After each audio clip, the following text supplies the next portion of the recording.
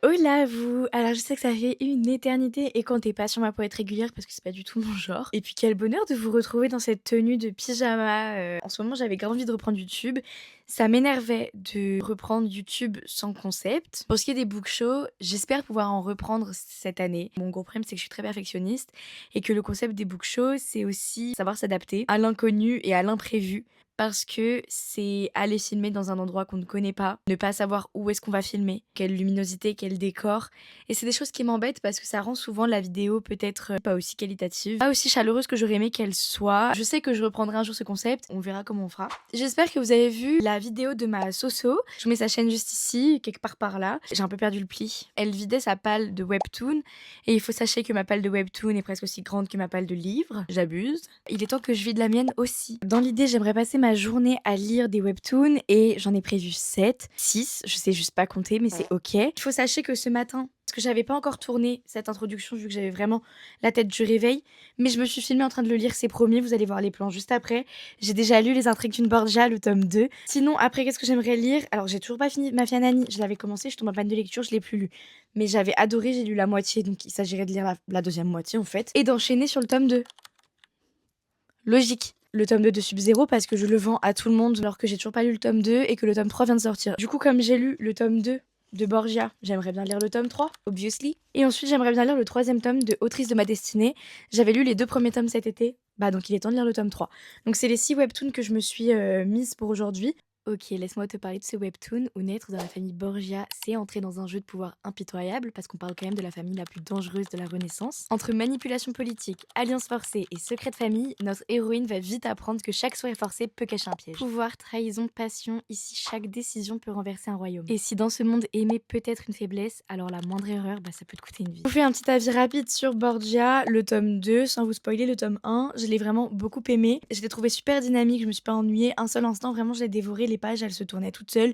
Les planches sont toujours aussi belles. Franchement, les dessins dans Borgia, moi j'adore, je suis une grande fan. La fin, elle me donne vraiment envie de lire la suite, donc je pense que je vais tout de suite enchaîner sur le tome 3. J'adore le personnage de Iske. Je trouve qu'il a une grosse dualité. Cette dualité, elle est juste super intrigante. On n'arrive pas trop à comprendre le personnage, mais moi, ça, j'adore. Moi, ça me plaît. Ça met de la tension entre les deux personnages et vraiment, j'aime trop. Donc là, on va aller enchaîner sur le tome 3, sorti en collector. C'est trop trop beau. Bah, c'est parti, on va arrêter de parler parce que sinon, vous allez grave zapper la vidéo. Comme en témoignent toutes mes réactions, je pense que t'as compris que j'adore cette saga. Elle est à lire si tu aimes les jeux de pouvoir, les intrigues politiques, l'amour interdit et les mariages forcés. On est quand même en plein dans une famille hyper dangereuse, alors les manipulations sont de sortie. Je te laisse avec mon avis du tome 3 qui est mon préféré. Bon, j'ai le seum parce que je suis allée prendre ma douche et entre temps il s'est mis à pleuvoir. Pendant que je testais ma skincare, je vous dis ce que j'ai pensé du tome 3 de Borgia. J'ai vraiment trop aimé. Je pense que c'est mon tome préféré de tous pour l'instant. Et pour être honnête, en fait j'ai trop kiffé. Pourquoi? Parce que c'était principalement du point de vue de Iske. Iske, comme je vous ai dit, j'aime trop sa dualité, j'aime trop son côté hyper mystérieux parce qu'on le comprend pas trop. Mais du coup là on savait ce qu'il pensait et on commençait à le connaître et à le comprendre, donc c'était trop bien. On l'aime de plus en plus, évidemment. J'ai oublié mes micros, non c'est pas grave, vous aurez un plan sans micro. Donc ouais, le tome 3 hyper dynamique avec... En fait, plus on avance dans les tomes, plus la fin nous donne envie de lire la suite. Donc là j'attends le tome 4, je crois qu'il sort le mois prochain. Donc j'ai trop hâte. Là je pense que je vais mettre sur Mafia Nani parce qu'il me reste la moitié du tome 1 à lire et le tome 2 à lire. Laisse-moi te parler de Davina, qui n'est pas une simple nounou. Elle est entraînée, elle est observatrice et c'est même presque une espionne. Alors elle est envoyée au cœur d'une famille mafieuse où elle doit protéger un enfant qui vaut bien plus que ce qu'il ne laisse paraître. Secret, stratégie et danger constant, chaque geste est calculé. Parce que honnêtement, dans ce monde, survivre, c'est déjà une mission. À lire si tu aimes les identités cachées, les gardes du corps, les univers mafieux et pourquoi pas un petit Nani X Daddy. Bon, je suis allée me prendre un petit truc à manger parce qu'il est quand même 15h et j'ai un peu la dalle, là j'avoue. Donc j'ai terminé les 2 tomes de Mafia Nani et franchement, je comprends pas comment j'ai fait pour ne pas le terminer parce que c'était trop bien. Mais bon, je sais, je suis tombée en panne de lecture entre-temps, etc. Donc ça change un peu tout. C'était trop bien. J'ai trop kiffé, j'attends qu'une chose, c'est le tome 3. Ce webtoon, il avait vraiment tout pour me plaire parce que lit l'humour de Mickey notamment, genre Mickey il est trop mignon. Le suspense un peu parce qu'il y a pas mal d'intrigues et d'enquêtes, donc c'est trop bien. Franchement c'était trop trop cool. Davina c'est un peu une meuf badass même si elle fait un peu la naïve et la miskine. Je l'aime vraiment bien. Et puis bah Gabriel, quel daddy, hein. C'est l'un des rares daddy qui me fait autant craquer. De base, je suis pas très daddy, j'aime pas tout ce qui est age gap et tout. Mais dans les webtoons, enfin en tout cas dans celui-ci, ça se ressent pas, donc c'est trop bien. Et je pense que la suite annonce un développement de la relation sous tension. Mais c'est ça que j'attends, c'est ça que je veux, c'est ça qu'on aime. En fait, l'enquête de Davina, elle se dessine un peu, les autres intrigues autour se dessinent aussi. J'ai hâte d'en savoir plus parce qu'on comprend qu'il y a plein de secrets. Enfin franchement, j'ai trop envie d'en savoir plus.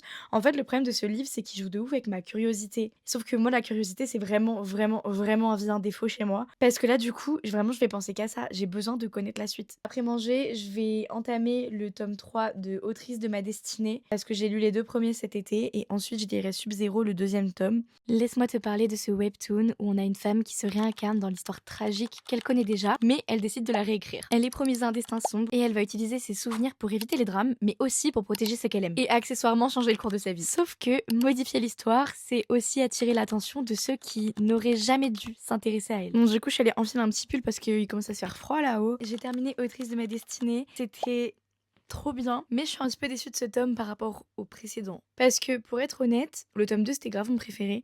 Parce que le tome 1 était très introductif, le tome 2 vraiment trop bien, mais celui-ci, je trouve que l'intrigue n'avance plus. J'ai trouvé des longueurs pour la première fois dans un webtoon. Je suis un petit peu déçue que la seule raison pour laquelle j'ai envie de lire la suite, ce n'est pas forcément pour l'histoire, mais pour la relation. Je suis un peu chippy, je crois. La relation, elle est trop cool. On a un petit If Fell First. J'espère ne pas me tromper et que ça va bien prendre la tournure que j'ai envie que ça prenne parce que je peux très vite être déçue. J'espère vraiment que l'intrigue va continuer à se développer et du coup j'en attends beaucoup pour le tome 4. Là je vais enchaîner sur Sub-Zero, le 2e tome qui est le livre que j'avais le plus hâte de lire aujourd'hui mais que je retardais le moment parce que j'ai peur. Et en plus il est gros, on va voir. Laisse-moi te parler de ce webtoon où une princesse accepte d'épouser son ennemi pour mettre fin à une guerre. On parle de Clove qui est héritière du dragon Azur et qui doit s'unir au prince du clan écarlate. Sauf qu'entre haine, tension et une attirance impossible à ignorer, la frontière entre ennemi et amant, elle devient dangereusement floue. Mais vous feriez quoi si sauver votre peuple signifiait perdre votre cœur? On est sur une vraie dualité entre amour et loyauté. À lire si tu aimes les mariages arrangés, les dragons, les ennemis to lovers et les complots politiques parce que n'oublions pas que ce sont 2 clans ennemis. J'ai eu un coup de cœur pour le tome 1 et je le conseille à tous les amateurs de romance. Bon, j'ai mis un peu plus de temps que prévu à lire Sub-Zero parce que je pense que je commence à en avoir marre de lire en fait. C'est toujours aussi bien que le tome 1, j'ai absolument rien à lui reprocher. J'ai qu'une envie, c'est de lire le tome 3. Il est censé être sorti le 4 ou le 5 février.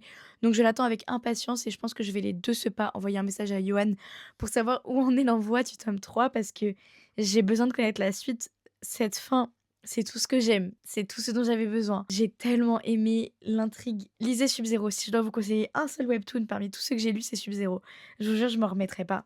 C'est un mariage arrangé, dragon, pas enemies to lovers, enfin dans les faits si, mais plutôt dislike to lovers je trouve, parce que c'est pas un vrai enemies to lovers. Ah je sais pas, j'aime trop, il y a des complots et tout. J'ai l'impression qu'on nous mène par la baguette, vraiment incroyable. Non, vraiment Sub-Zero, point faible, trop fort. J'ai rien à redire, foncez, foncez. Je me rends compte que j'ai lu que du coda, mais je vous jure, en même temps, cette maison d'édition, elle mérite d'être lue. Foncez, ils sortent que des bangers. En vrai, là, pour l'instant, c'est que des webtoons que j'ai kiffé. Donc, j'ai décidé que j'allais quand même continuer à lire et je vais lire Beware the Villainess. Et une fois que je l'aurai lu, je pense que je m'arrêterai définitivement pour aujourd'hui dans les webtoons. Laisse-moi te parler de ce webtoon où la méchante décide enfin d'arrêter de jouer les méchantes. Mélissa, elle décide de briser tous les clichés des romances qu'elle connaît. Elle va surtout envoyer balader les princes toxiques et reprendre le contrôle de son histoire. Elle est sarcastique, badass et hilarante, alors prépare-toi à voir la vilaine devenir une vraie star. Du coup, j'ai terminé Beware the Villainess. Je l'avais acheté chez Gilbert Joseph en occasion et j'en avais entendu que du bien, donc il me donnait trop envie et franchement, j'ai pas été déçue. Pour être honnête, c'est le webtoon le plus marrant que j'ai lu jusqu'à présent. J'ai vraiment trop rigolé pendant toute ma lecture, je l'ai pas vu passer, c'était juste trop marrant. J'ai trop hâte de la suite. En fait, l'histoire en elle-même est pas hyper originale parce que c'est des réincarnations dans des personnages de livres. C'est globalement le 3/4 des webtoons que je lis. Je pensais que c'était original quand j'ai lu le premier et au final pas du tout. Sur le papier, le webtoon n'est pas hyper original, mais c'est vrai qu'on se réincarne ici dans l'antagoniste du livre. Elle est juste hilarante. Ce webtoon, il se démarque vraiment par son humour, pour être honnête. C'est vraiment sa plus grande force et j'ai qu'une envie, c'est de voir la suite parce que je pense qu'on peut que rigoler en fait. En tout cas, j'espère que cette première nouvelle vidéo vous aura plu. J'espère pouvoir vous retrouver de façon assez récurrente. Et je promets rien. En tout cas, dis-moi toi, ta meilleure recommandation de webtoon. Surtout, oublie pas de liker, partager, commenter et surtout de t'abonner. Et on se dit à très vite pour une prochaine vidéo, j'espère.